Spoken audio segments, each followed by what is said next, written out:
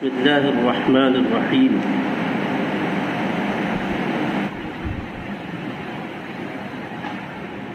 ألم تر إلى الملأ من بني إسرائيل من بعد موسى إذ قالوا لنبي لهم ابعث لنا ملكا نقاتل في سبيل الله قال هل عسيتم إن كتب عليكم القتال ألا تقاتلوا قالوا وما لنا ألا نقاتل في سبيل الله وقد أخرجنا من ديارنا وأبنائنا فلما كتب عليهم القتال تولوا إلى قليلا منهم والله عليم بالظالمين. وقال لهم نبيهم إن الله قد بعث لكم طالوت ملكا قالوا أنى يكون له الملك علينا ونحن أحق بالملك منه ولم يؤت سعة من المال قال إن الله اصطفاه عليكم وزاده بسطة في العلم والجسم والله يؤتي ملكه من يشاء والله واسع عليم. وقال لهم نبيهم إن آية ملكه أن يأتيكم التابوت فيه سكينة من ربكم وبقية مما ترك آل موسى وآل هارون تحمله الملائكة إن في ذلك لآية لكم إن كنتم مؤمنين. فلما فصل طالوت بالجنود قال إن الله مبتليكم بنهر فمن شرب منه فليس مني ومن لم يطعمه فإنه مني إلا من اقترف غرفة بيده فشربوا منه إلا قليلا منهم. فلما جاوزه هو والذين آمنوا معه قالوا لا طاقة لنا اليوم بجالوت وجنوده قال الذين يظنون أنهم ملاقو الله كم من فئة قليلة غلبت فئة كثيرة بإذن الله والله مع الصابرين. ولما برزوا لجالوت وجنوده قالوا ربنا افرغ علينا صبرا وثبت اقدامنا وانصرنا على القوم الكافرين فهزموهم باذن الله وقتل داود جالوت واتاه الله الملك والحكمة وعلمه مما يشاء ولولا دفع الله الناس بعضهم ببعض لفسدت الارض ولكن الله ذو فضل على العالمين. تلك آیات اللہ نتلوها علیک بالحق وانک لمن المرسلین. محترم برادران اسلام، السلام علیکم ورحمۃ اللہ وبرکاتہ. یہ قصہ طالوت کے نام سے ایک مشہور قصہ ہے قرآن مجید میں. سورہ بقرہ کے اندر ایک طویل قصے کے طور پر اللہ تبارک تعالیٰ نے بیان کیا. ویسے آج کا موضوع میرا یہی ہے. ملک کے حالات کے تناظر میں میں آپ کے سامنے اسلام سے پہلے حضرت موسیٰ علیہ السلام کے بعد بنی اسرائیل کے ساتھ ایک زمانے دراز سے کیا ہوا، قرآن مجید میں اللہ تبارک و تعالیٰ نے بڑی تفصیل کے ساتھ اس کو بیان کیا. یہ جو قصہ ہے، اس قصے میں اللہ تبارک و تعالیٰ نے مسلمانوں کی جو کیفیت اس زمانے میں تھی اس کو بیان کیا. حالات جب بگڑتے ہیں تو مسلمان کیا کرتے ہیں اس کو بیان کیا، اور مسلمانوں کا رد عمل کیا ہوتا ہے اور اس کے نتیجے میں اللہ تبارک و تعالیٰ کا فیصلہ اور نتیجہ کیا نکلتا ہے یہ بیان ہوا. یہ بڑا ہی اہم قصہ ہے. رات کا کافی وقت بھی ہے، عموماً نیند کا غلبہ بھی رہتا ہے. آپ کے ذہن میں بڑی بات یہ رہنی چاہیے اس وقت یہ کہ آج کی جو رات ہے ہو نہ ہو یہ لیلۃ القدر کی رات. آپ جانتے ہیں 5 تاخراتیں ہیں. 5 تاخراتوں میں ہم کیا کرتے ہیں، لیلۃ القدر کو ڈھونڈنے کا اہتمام کرتے ہیں. انہی میں سے ایک کوئی لیلۃ القدر کی رات ہوتی ہے.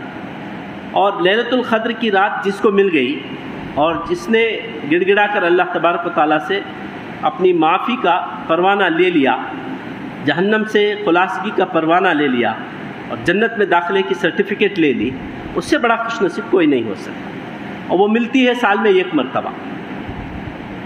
سال میں ایک مرتبہ لیلۃ القدر ملتی ہے، اور وہ بھی 5 تاخراتوں میں مسلسل ڈھونڈنا چاہیے. کوئی پرٹیکولر رات میں اللہ کے رسول صلی اللہ علیہ وسلم نہیں بتایا ہے کہ وہی رات ہے جس میں لیلۃ القدر ہے. 5 تاخراتوں کا ذکر نبی کرم صلی اللہ علیہ وسلم نے فرمایا. تو اس کی اہمیت اتنی ہے کہ اگر کسی کو وہ رات نہیں ملی، پوری زندگی کی عبادت بے معنی نظر آتی ہے. ایک رات مل جائے اس لیے کہ اس رات کے سلسلے میں جو بڑی بات ہے وہ میں بتاؤں، وہ یہ کہ اللہ تبارک و تعالی حضرت جبرائیل علیہ السلام کو زمین پر بھیجتا ہے۔ نبی اکرم صلی اللہ علیہ وسلم کے بعد حضرت جبرائیل علیہ السلام کا زمین پر آنے کا سلسلہ منقطع ہے، وہ نہیں آتے۔ یہ وہ رات ہے لیلۃ القدر کی جس میں اللہ تبارک و تعالی حضرت جبرائیل علیہ السلام کو ایک ٹیم کے ساتھ اپنا فیصلہ دے کر بھیجتا ہے۔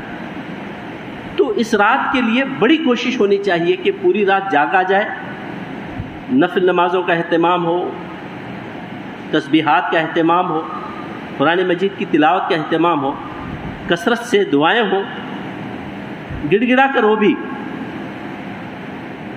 پھر سحری کا اہتمام، تہجد کا نماز پڑھ لیں، سحری کر لیں، فجر کی نماز پڑھ کر سونا، حتیٰ مطلع الفجر کا ذکر اللہ تبارک و تعالیٰ قرآن مجید فرماتا ہے، یہاں تک کہ فجر طلوع ہو جائے، سامنے آپ کے سورج کی جو شعاعیں ہیں وہ دکھنے لگے، یہ وقت ہے۔ اس کے بعد حضرت جبرائیل علیہ السلام آسمانی دنیا کو نکل جاتے ہیں۔ تو اس کی تلاش میں یہ 5 تاخرات ہیں، تو اس میں سے ایک میں آپ اس وقت شرکت کر رہے ہیں۔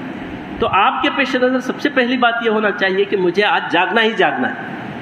نیند آتی ہے تو باہر جانا ہے، تھوڑا فریش ہونا ہے، چائے پینا ہے، منہ دھونا ہے، جو کرنا ہے کیجیے، لیکن جانا نہیں ہے۔ یہاں سے جائیں گے گھر کو، ٹھیک ہے، گھر میں جائیں گے تو وہی کام ہے آپ کا، بیوی سے الگ، بچوں سے الگ، اپنے بستر سے الگ، کسی کونے میں چھوٹی خمکماتی روشنی میں آپ ہیں اور اللہ ہے اور کوئی نہیں۔ یہ کانسیپٹ آپ کے ذہن میں ہو تو آپ کو اللہ دکھنے لگے گا، یاد آنے لگے گا۔ تو کسی بھی طریقے سے یہ رات کا اہتمام آپ کو کرنا ہے۔ تو میں چاہتا ہوں کہ آپ کو بڑی توجہ سے سنیے۔ یہ جو قصہ طالوت ہے، حضرت موسیٰ علیہ السلام کے بعد یہ قصہ رونما ہوا ہے۔ میں اس کا ترجمہ آپ کے سامنے پیش کرتا ہوں، اس کی جھلک آپ کو معلوم ہو جائے گی۔ کیونکہ آج کے جو حالات ہیں ہندوستان کے جو حالات اس وقت بنتے جا رہے ہیں، آپ کو اس سلسلے میں کتنی اویئرنیس ہے آپ بہتر جانتے ہیں۔ آپ سے زیادہ جاننے والے لوگ اور ہیں، ان سے زیادہ جاننے والے لوگ اور ہیں۔ ملک کے اندر سوچنے سمجھنے والے مسلم دانشوران اس بارے میں بہت ہی پریشان حالت میں ہیں، بہت ہی سوچ وچار کر رہے ہیں کہ کیا کرنا چاہیے۔ یہ جو پیش خیمہ اس وقت ہے، بالکل برما کی حالت ہندوستان کے مسلمانوں کے درمیان لانے کی کوشش ہو رہی ہے۔ ہو بہو جو برما میں ہوا ہے، ان کے سامنے جلاوطنی کے سوا اور کوئی شکل و صورت باقی نہ رہے۔ جس طرح روہنگیا کے مسلمان برما چھوڑ کر ہندوستان کے، بنگلہ دیش کے مختلف علاقوں میں پھیل گئے، آج بھی ان کی جو قسم پرسی کی حالت ہے، دریا کے ذریعے سے بڑی بڑی ناؤں میں جو نکلے، کتنے ناؤ ڈوب گئے، کتنے لوگ پانی کے حوالے ہو گئے، کتنے لوگوں کو دریا نے نگل گیا، اس کی کوئی رپورٹ ہمارے پاس نہیں ہے۔ اتنا ضرور ہے کہ برما کے اندر جو کوشش ہو گئی، وہی کوشش سری لنکا کے اندر بھی کرنے کی کوشش کی گئی۔ وہی بدھسٹ انتہا پسندوں نے مسلمانوں کے لیے زمین تنگ کرنے کی کوشش کی، لیکن اتنی کامیابی نہیں ملی۔ البتہ وہ معاشی بحران کا شکار ہو گئے، قحط سالی کا معاملہ آ گیا، اب تو حالت ان کی بہت بگڑ چکی ہے۔ لیکن ایک کانسیپٹ ہے اس وقت، وہ یہ ہے کہ یہاں بھی ہو بہو وہ کوشش کر وہ پوزیشن لانے کی کوشش کر رہے ہیں۔ وہ اس لیے آپ کو اس سلسلے میں بہت فکر مند ہونا چاہیے، وہ یہ ہے کہ جس طرح یو پی کے مسلمانوں کو زمین تنگ کرنے کی کوشش ہو رہی ہے، ہو بہو سرالکپ کے مسلمانوں کو بھی کرنے کی کوشش کریں گے۔ ہو بہو دوسرے جگہ کے ہندوستان کے اطراف و اکناف میں جہاں بھی مسلمان، ان کے سامنے یہ ساری چیزیں ہونے کی ضرور کوشش ہوگی۔ اب تو یہ ان کے قدم جمے ہوئے ہیں، اب تو حال ہے کہ آہستہ آہستہ قدم جمائے ہیں۔ اب ان کے پاس ایک تھنک ٹینک ہے، بہت زبردست سوچنے والے۔ ہم جیسے چند حرف پڑھ کر اپنے آپ کو بڑا آدمی سمجھنے والے لوگ نہیں ہیں۔ ہمارے پاس فلاسفرس ہے ہی نہیں، ان کے پاس فلاسفرس ہیں، اس کے بعد الگ ریسرچ اسٹڈی کرتے ہیں اسلام کے بارے میں۔ میں اس لیے آپ بتا رہا ہوں کہ تاکہ آپ کے اندر دلچسپی پیدا ہو اس کو سننے کے لیے کہ کیا ہوا ہے اور کیوں ہوا، کیا ہونے والا ہے۔ یو پی کے وزیر اعلیٰ کیا کہتے ہیں کہ ہم اس ملک کو غزوہ ہند ہونے نہیں دیں گے۔ کتنے مسلمانوں کو معلوم ہے غزوے کے معنی کیا ہے؟ ذرا سوچ کر دیکھیے، غزوہ کسے کہتے ہیں مسلمانوں میں کتنے لوگ جانتے ہیں؟ چند پڑھے لکھے لوگ ہو سکتے ہیں، جماعتوں سے منسلک لوگ ہو سکتے ہیں، یا علماء کرام سے اس سلسلے میں پوچھے ہوئے لوگ، یا علماء کرام خود غزوے کے معنی بتائے ہوئے ہوں، تو یہ لوگ جانتے ہیں، باقی مسلمانوں کو نہیں معلوم ہے غزوہ کسے کہتے ہیں۔ آپ کی اطلاع کے لیے ہو سکتا ہے آپ جانتے ہیں، یاد دہانی کے طور پر میں بتاتا ہوں، غزوہ کہتے ہیں وہ جنگ جس میں نبی اکرم صلی اللہ علیہ وسلم خود شریک ہوئے تھے، اس کو کیا کہتے ہیں؟ غزوہ، یاد رکھیے۔ اور جس جنگ میں نبی اکرم صلی اللہ علیہ وسلم شریک نہیں ہوئے بلکہ صحابہ اکرام کو بھیجا تھا، اس کو سریہ کہتے ہیں۔ تو ان کے کہنے کے مطابق دیکھیے کہ ہم اس ملک کو غزوہ ہند ہونے نہیں دیں گے۔ کہاں تک ان کی سوچ ہے، اسلام کو کہاں تک انہوں نے سمجھنے کی کوشش کی ہے۔ قرآن کے ایک ایک پنے پر ان کی نظر ہے، وہ بڑے بڑے دانشوران کو اپنے پاس رکھتے ہیں۔ پالیسی میکنگ سیکٹر الگ ہوتا ہے، امپلیمنٹ سیکٹر الگ ہوتا ہے، فساد مچانے والے لوگ الگ ہوتے ہیں، چھڑانے والے لوگ الگ ہوتے ہیں، جوڈیشلی طور پر ان کو سیف کرنے والے لوگ الگ ہوتے ہیں۔ اسلام کو بدنام کرنے کی ایک کیٹیگری الگ ہوتی ہے، میڈیا کے ذریعے سے، مختلف ذرائع کے ذریعے سے۔ بالخصوص مسلمانوں کے اندر اختلافات کو سامنے رکھ کر وہ بے لاجواب کر دیتے ہیں ہم کو۔ تمہارے اندر شیعہ اور سنی کیوں ہیں، ہم کہہ نہیں سکتے، جواب نہیں دے سکتے۔ تمہارے اندر تبلیغی جماعت، جماعت اسلامی، بریلوی مکتبی فکر کیوں ہے، جبکہ تم کہتے کہ ہم سب ایک ہیں، ہم جواب نہیں دے سکتے۔ ان ساری چیزوں کو لے کر ایک حملے ایک پر ایک کرتے ہیں۔ تو یہ ماحول اس وقت بنا ہوا ہے، ایک خوف ہراس کا ماحول پیدا کرنے کی کوشش ہو رہی ہے۔ مسلمانوں کو اس وقت سمجھ نہیں آ رہا ہے کہ کیا کیا جائے، مسلمانوں کو سمجھ نہیں آ رہا ہے کیا کیا جائے۔ آپ ہی کی بات نہیں ہے، یہ تو ایک چھوٹا سا گاؤں ہے سرال کپا، یہاں سے بڑھتے بڑھتے گاؤں کو آپ لیتے چلے جائیں، بنگلور جیسا شہر، دلی اور بمبئی جیسے بڑے بڑے شہروں کی حالت بھی یہی ہے کہ مسلمان اس وقت سوچنے میں پڑے ہیں کہ کیا کریں گے، دماغ ساتھ نہیں دے رہا، کوئی قیادت نہیں ہے مسلمانوں کی اس وقت۔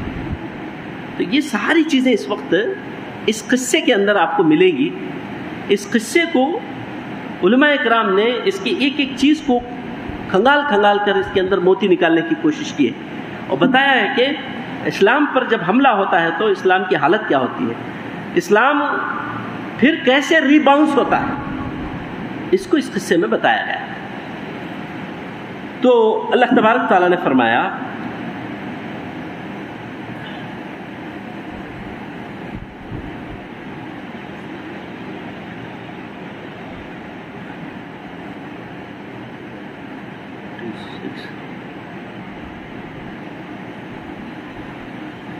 پھر تم نے اس معاملے پر بھی غور کیا جو موسیٰ علیہ السلام کے بعد سرداران بنی اسرائیل کو پیش آیا تھا۔ انہوں نے اپنے نبی سے کہا، ہمارے لیے ایک بادشاہ مقرر کر دو تاکہ ہم اللہ کی راہ میں جنگ کریں۔ نبی نے پوچھا، کہیں ایسا تو نہ ہوگا کہ تم کو لڑائی کا حکم دیا جائے اور پھر تم نہ لڑو؟ وہ کہنے لگے، بھلا یہ کیسے ہو سکتا ہے کہ ہم راہ خدا میں نہ لڑیں، جبکہ ہمیں اپنے گھروں سے نکال دیا گیا ہے اور ہمارے بال بچے ہم سے جدا کر دیے گئے۔ مگر جب ان کو جنگ کا حکم دیا گیا تو ایک قلیل تعداد کے سوا وہ سب پیٹ موڑ گئے، اور اللہ ان میں سے ایک ایک ظالم کو جانتا ہے۔ ان کے نبی نے ان سے کہا کہ اللہ نے طالوت کو تمہارے لیے بادشاہ مقرر کیا۔ یہ سن کر وہ بولے، وہ ہم پر بادشاہ کیسے بن سکتا ہے؟ کیا حق رکھتا ہے؟ اس کے مقابلے میں بادشاہی کے ہم زیادہ مستحق ہیں، وہ تو کوئی بڑا مالدار آدمی نہیں ہے۔ نبی نے جواب دیا، اللہ نے تمہارے مقابلے میں اسی کو منتخب کیا ہے، اور اس کو دماغی و جسمانی دونوں قسم کی اہلیتیں فراوانی کے ساتھ عطا فرمائی ہیں، اور اللہ کو اختیار ہے کہ اپنا ملک جسے چاہے دے۔ اللہ بڑی وسعت رکھتا ہے اور سب کچھ اس کے علم میں ہے۔ اس کے ساتھ ان کے نبی نے ان کو یہ بھی بتایا کہ خدا کی طرف سے اس کے بادشاہ مقرر ہونے کی علامت یہ ہے کہ اس کے عہد میں وہ صندوق تمہیں واپس مل جائے گا جس میں تمہارے رب کی طرف سے تمہارے لیے قلب سکون کا سامان ہے، جس میں آل موسیٰ اور آل ہارون کے چھوڑے ہوئے تبرکات ہیں، اور جس کو اس وقت فرشتے سنبھالے ہوئے ہیں۔ اگر تم مومن ہو تو یہ تمہارے لیے بہت بڑی نشانی ہے۔ پھر جب طالوت لشکر لے کر چلا تو اس نے کہا ایک دریا پر اللہ کی طرف سے تمہاری آزمائش ہونے والی ہے، جو اس کا پانی پیے گا وہ میرا ساتھی نہیں، میرا ساتھی صرف وہ ہے جو اس سے پیاس نہ بجھائے۔ ہاں ایک آدھ چلو کوئی پی لے تو پی لے، مگر ایک گروہ خلیل کے سوا وہ سب اس دریا سے سیراب ہوئے۔ پھر جب طالوت اور اس کے ساتھی مسلمان دریا پار کر کے آگے بڑھے تو انہوں نے طالوت سے کہہ دیا کہ آج ہم میں جالوت اور اس کے لشکروں کا مقابلہ کرنے کی طاقت نہیں ہے۔ لیکن جو لوگ یہ سمجھتے تھے کہ انہیں ایک دن اللہ سے ملنا ہے، انہوں نے کہا بارہا ایسا ہوا ہے کہ ایک خلیل گروہ اللہ کے اذن سے ایک بڑے گروہ پر غالب آ گیا۔ اللہ صبر کرنے والوں کا ساتھی ہے۔ اور جب وہ طالوت اور اس کے لشکروں کے مقابلے پر نکلے تو انہوں نے دعا کی، اے ہمارے رب ہم پر صبر کا فیضان کر، ہمارے قدم جما دے اور اس کافر گروہ پر ہمیں فتح نصیب کر۔ آخرکار اللہ کے اذن سے انہوں نے کافروں کو مار بھگایا اور داؤد نے جالوت کو قتل کر دیا، اور اللہ نے اسے سلطنت اور حکمت سے نوازا اور جن جن چیزوں کا چاہا اس کو علم دیا۔ اگر اس طرح اللہ انسانوں کے ایک گروہ کو دوسرے گروہ کے ذریعے سے ہٹاتا نہ رہتا تو زمین کا نظام بگڑ جاتا، لیکن دنیا کے لوگوں پر اللہ کا بڑا فضل ہے کہ وہ اس طرح دفع فساد کا انتظام کرتا رہا۔ یہ اللہ کی آیات ہیں جو ہم ٹھیک ٹھیک تم کو سنا رہے ہیں، اور اے محمد صلی اللہ علیہ وسلم تم یقیناً ان لوگوں میں سے ہو جو رسول بنا کر بھیجے گئے۔ یہ ہے وہ قصے کی مختصر بریف سٹوری جو اللہ تبارک تعالیٰ نے بڑی جامعیت کے ساتھ اس میں بیان کیا ہے۔ اب میں آپ کے سامنے اس قصے کو ایلیبریٹ کر کے بتانے کی کوشش کروں گا کہ اس کے اندر کیا کیا ہوا تھا۔ یہ حضرت موسیٰ علیہ السلام کے بعد، چونکہ اللہ تعالیٰ فرماتا ہے کہ حضرت موسیٰ علیہ السلام کے بعد یہ واقعہ ہوا۔ حضرت موسیٰ علیہ السلام بنی اسرائیل کو فرعون کے چنگل سے چھڑا کر ایک بیابان میدان میں لاتے ہیں، وہاں کئی سال من و سلوہ کھا کر وہ قوم رہتی ہے۔ اس کے بعد نبیوں کا سلسلہ، ایک سیریز آف پروفٹس، انبیاء اکرام ایک کے بعد ان کی طرف آتے رہتے ہیں، تو وہاں سے وہ ارض مقدس یعنی فلسطین کی سرزمین میں آ کر بس جاتے ہیں۔ یہ اس وقت کا واقعہ ہے۔ اس وقت کے نبی، دو انبیاء کا ذکر آتا ہے، ایک شمون اور ایک سموئیل۔ یہ دو میں سے کوئی ایک نبی ہے اس وقت اس قوم پر اللہ تبارک و تعالیٰ نے مبعوث فرمایا۔ تو ہوتا کیا ہے کہ اس قوم کے اندر بنی اسرائیل چونکہ مسلمان ہی تھے جس طرح ہم ہیں، بنی اسرائیل کیوں کہتے ہیں یہ بھی آپ کے ذہن میں ہونا چاہیے۔ بنی اسرائیل کیوں کہا جاتا ہے؟ بنی کے معنی اولاد کو کہتے ہیں۔ اسرائیل یعنی حضرت یعقوب علیہ السلام کا نام ہے۔ وہ اسرائیل حضرت یعقوب علیہ السلام، حضرت یعقوب علیہ السلام حضرت ابراہیم علیہ السلام کے بیٹے۔ حضرت ابراہیم علیہ السلام کے دو بیویوں سے دو بیٹے تھے، ایک حضرت اسماعیل علیہ السلام اور دوسرے حضرت یعقوب علیہ السلام۔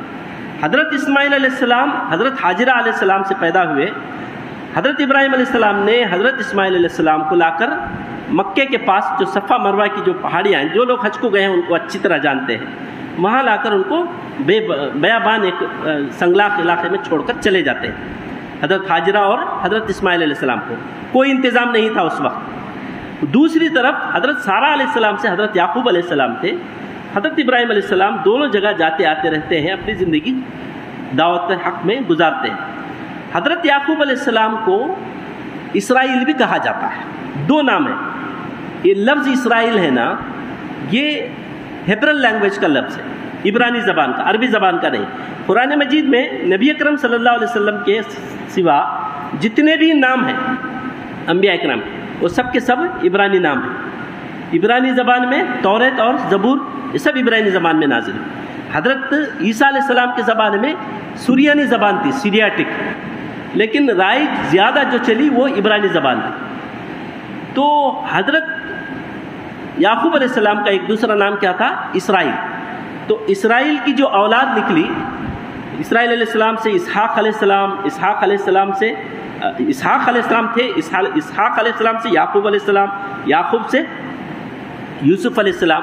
یہ انبیاء کرام کا سلسلہ چلتا ہے۔ اسرائیل کا جو عبرانی میننگ ہے اس کی وہ یہ، اسرا کے معنی بندہ، ایل کے معنی اللہ۔ عبداللہ جو عربی لفظ ہے وہی لفظ عبرانی زبان میں اسرائیل ہے۔ تو حضرت اسرائیل یعقوب علیہ السلام، اسحاق علیہ السلام کی جو اولاد ہوتی ہے ان کو بنی اسرائیل کہا جاتا ہے۔ تو یہ بھی بالکل اسی طرح مسلمان تھے جس طرح ہم مسلمان اس وقت ہیں. تو ایک چیپٹر بھی ایک الگ چیپٹر ہے جو اس وقت بہت رائز کیا جا رہا ہے.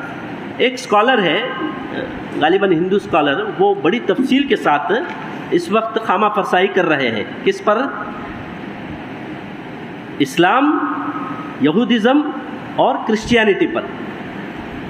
حالانکہ آج سے قریب 25-30 سال پہلے امریکہ میں اس پر بڑا زبردست چرچا ہوا تھا. It is important to discuss with the third child of Abraham.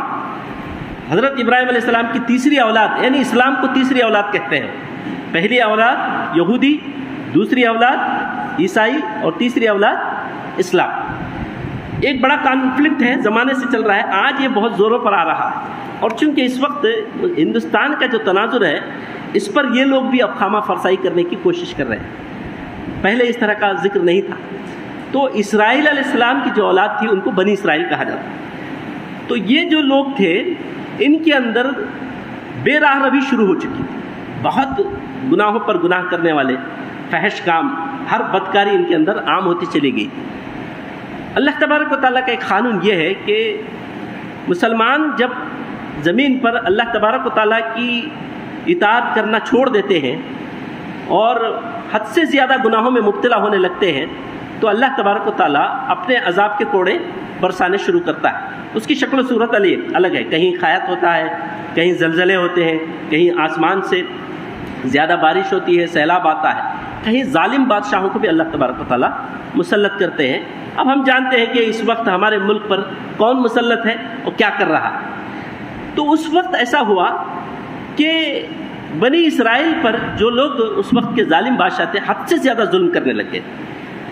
مارنا، پیٹنا، عورتوں کے ساتھ بدکاری کرنا، مسلمان عورتوں کے ساتھ ان کے حقوق چھیننا، کوئی پرسان حال نہیں ہے. جس طرح اس وقت کورٹ میں ہم جاتے ہیں اس طرح اس وقت کوئی اگر پوچھتا ہے تو کوئی ان کا پوچھنے والا نہیں تھا.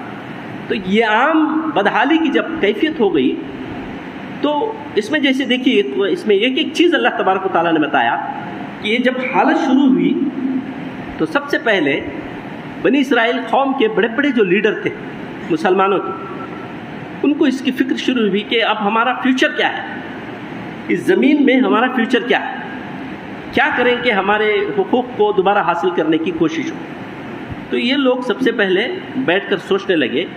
سوچ کر انہوں نے کیا کیا، اس وقت کے نبی کے پاس جا کر گزارش کرتے ہیں کہ ہم کو ایک لیڈر دیجیے اس وقت. تو اس وقت وہ نبی کہتے ہیں، ان کو جس بات کا ڈر تھا انہوں نے وہی کہا کہ مجھے ڈر اس بات کا ہے کہ اللہ تعالیٰ تمہیں جہاد کا حکم دیکھیے آپ کے حقوق جب سلب کر لیے جاتے ہیں، پوری طرح آپ کو دوسرے درجے کا شہری بنا کر آپ کے تمام حقوق سلب کر لیے گئے، آپ کی مسجدوں کو تالے لگا دیے جاتے ہیں، آپ کے نکاح کا انتظام بند کر دیا جاتا ہے، آپ کے تمام وہ سیکیورٹیز کو وہ لوگ کیا کرتے ہیں، ختم کر دیتے ہیں. تو ایسی حالت میں آپ پر جہاد واجب ہو جاتا ہے. آپ اگر مسلمان بن کر جینا اور مرنا چاہتے ہیں تو آپ کیا کریں گے، اٹھ کر اسلام کی بقا کے لیے اپنے آپ کو حالت مسلمان میں زندہ رکھنا اور حالت مسلمان میں اپنا آخری سانس تک جینے کے لیے کوشش کرتے ہیں کہ ہم جہاد کریں گے. یہی وہ کانفلکٹ شروع ہوتا ہے وہاں سے. تو وہ نبی کہتے ہیں کہ مجھے ڈر ہے کہ کہیں اللہ تعالیٰ تمہیں جہاد کا حکم نہ دے اور تم پیٹ پھرا کر بھاگنے لگو، کیونکہ بنی اسرائیل کا ایک خاصہ ہے. یہاں تک کہ موسیٰ علیہ السلام کو انہوں نے کہا تھا کہ موسیٰ تو جا اور تیرا رب جا کر جنگ لڑ، جیت کرا، ہم تو یہاں کھڑے ہو کر دیکھیں گے، ہم نہیں آئیں گے. تو یہ بنی اسرائیل کا خاصہ تھا. مسلمانوں کی آبادی میں اس وقت یہ کیٹیگری آپ کو 95% ملے گی.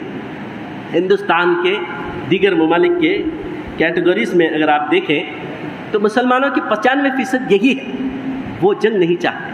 جنگ کا مرحلہ نہیں ہے یہ الگ بات ہے، لیکن اگر اللہ تبارک و تعالیٰ نے کہہ دیا، اگر ہمارا اس وقت کوئی امام ہو جائے، انہوں نے کہا کہ ہمیں اپنے حقوق کو حاصل کرنے کے لیے اپنی جانوں کی بازی تک لگانا ہے، تو چند لوگوں کے سوا باقی سب لوگ پیٹ پھیر کر بھاگیں گے. نفاق کا معاملہ وہیں ظاہر ہوتا ہے کہ منافق کون ہے اور مومن کون. تو انہوں نے بھی جب اس کا ذکر کیا تو اس وقت کے جو بڑے بڑے لوگ تھے انہوں نے کہا کہ ہم کیوں پیچھے بھاگیں گے، ہماری حالت اس وقت اتنی بگاڑ دی گئی ہے کہ ہمارا کوئی پوچھنے والا نہیں. ہمارے تمام حقوق بند کر دیے گئے. جو کچھ اس وقت ملک میں ہو رہا ہے ایسا ہی حال اس وقت تھا. یہاں تک کہ ان کا ایک صندوق تھا, اس صندوق میں آل موسیٰ اور آل ہارون کے کچھ نشانیاں تھیں. حضرت موسیٰ علیہ السلام کی نشانیاں کیا تھی؟ ان کو جو تختیاں اللہ تبارک و تعالیٰ نے کوئی طور پر دیا تھا توریت کی, وہ تختیاں اس وقت بھی محفوظ تھیں.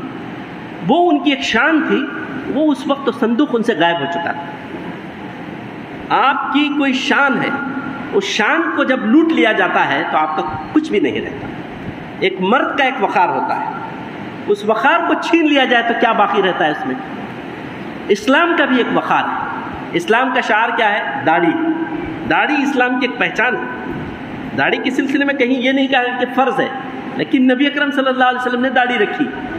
اور جو اپنے آپ کو کہتا ہے کہ محمد صلی اللہ علیہ وسلم کا میں شہدائی ہوں, اسے چاہیے کہ وہ داڑھی رکھے, ورنہ وہ اپنے دعوے میں جھوٹا کہلائے.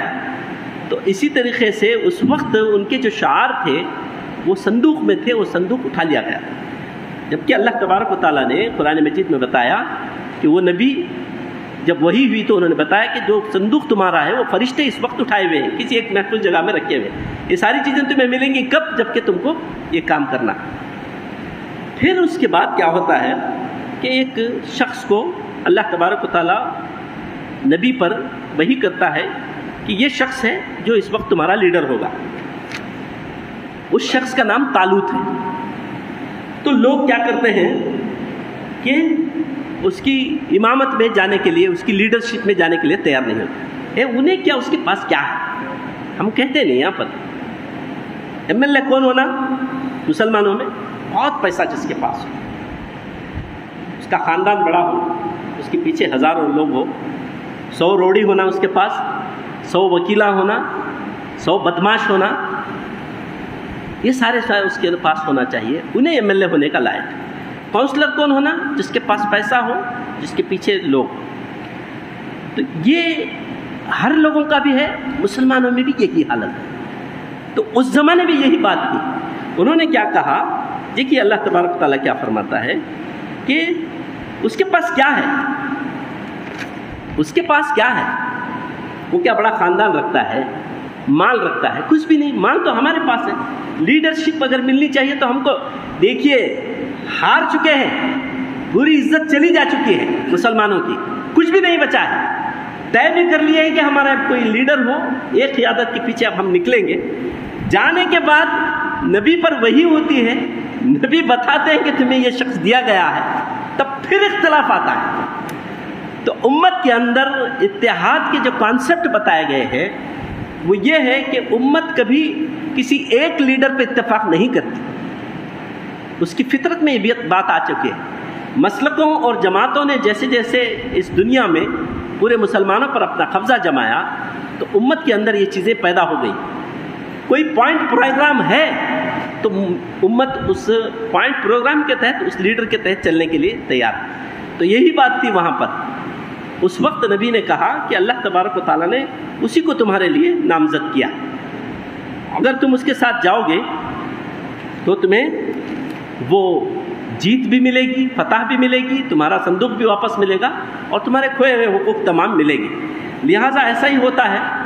وہ لوگ اس جالوت کی میت میں, حضرت جالوت کی میت میں جاتے ہیں, نکلتے ہیں, جنگ ہوتی ہے, فتح ہوتی ہے, مسلمانوں کو کھویا ہوا وقار حاصل ہوتا ہے. یہ ایک مختصر قصہ ہے. اس قصے میں جو پہلو ہیں وہ میں آپ کو بتانے کی کوشش کروں گا. بالکل اس وقت ہمارے سامنے یہ پہلو رہنا چاہیے, ایک ایک مسلمان کے سامنے. یاد رکھیے, گھر کے 4 افراد ہیں, 3 افراد یہ سوچتے ہیں کہ وہ ایک کر لے گا, ہم آرام سے رہیں گے, تو وہ فرد اور آپ 3 لوگ, چاروں کے چاروں مار جائیں گے. سرالکپ شہر ہو, ساگر ہو, یا ہندوستان کا کوئی بھی شہر ہو, شہر کے پورے مسلمان, ریاست کے پورے مسلمان, بلکہ اس ہندوستان کے تناظر میں اگر میں کہوں تو ہندوستان کے پورے مسلمان اس بات پر اب متفق ہو جانا چاہیے کہ سب کے سب ایک قیادت کے زیر تلے آ جائیں گے. اور نمبر 2, سب کے سب کوشش کریں گے. کسی کو سامنے بھیج کر کوئی بیٹھنے کا معاملہ اب نہیں رہا, جو بیٹھا وہ گیا.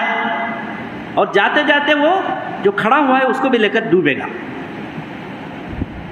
اس کے اندر، اس واقعے کے اندر جو حکمت کے موتی بتائے گئے ہیں وہ یہ ہے کہ مسلمان کبھی ایک لیڈر پر اکتفا نہیں کریں گے، اور دوسری بات یہ ہے کہ مسلمانوں کو چاہیے کہ وہ معاملات جب کرتے ہیں کسی سے، اس واقعے کے اندر اللہ تبارک و تعالیٰ نے بتایا کہ ان کا روب عمل کیا ہونا چاہیے، اور دوسری بتائی کہ اصلاح کرنے کی جو کوشش ہماری ہو رہی ہے ان کے لیے اس کے اندر زبردست نصیحت بتائی گئی۔